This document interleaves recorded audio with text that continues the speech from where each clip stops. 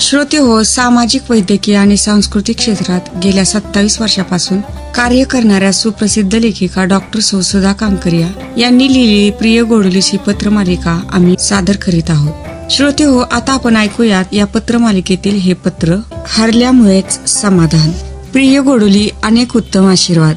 जिंकण्यापेक्षा हरण्यात मला जास्त आनंद झाला. बिट्टूचे हे शब्द. दरवर्षी सुट्टीत आयोजित केलेल्या विविध स्पर्धेत आपला बिट्टू पहिला नंबर पटकावतो आणि या खेपेला बुद्धिबळात फायनलला जाऊन चक्क हरला आणि विचारलं तर म्हणतो कसा, जिंकण्यापेक्षा हरण्यातच मला जास्त आनंद झाला.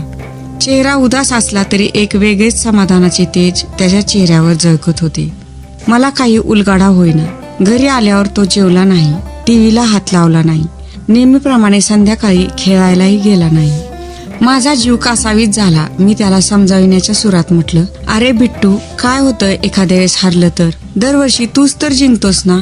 त्याने वळून माझ्याकडे पाहिलं आणि म्हणाला, नाही ग आई, मी हरलो म्हणून मला वाईट वाटत नाही. उलट माझा मित्र राजू जिंकल्याचा एक वेगळा आनंद मला झालाय.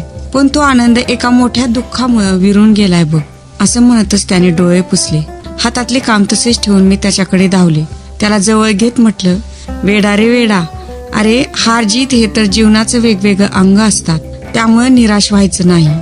तो म्हणाला, आई, खरं म्हणजे मला हरल्यामुळे समाधान वाटते आणि तुला म्हणून सांगतो की मीच मुद्दाम हरलो, कारण राजूला जिंकण्याचा आनंद मला द्यायचा होता. पण आई, हुंदके देते तो बोलत होता.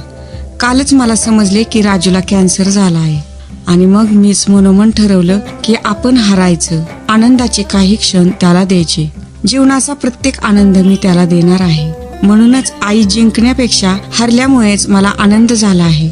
आई, मी बरोबर केलं ना? मी स्तब्ध झाले. माझ्या पाझरणाऱ्या डोळ्यानेच त्याच्या प्रश्नाचे उत्तर दिले होते. तुझीच सौ आई.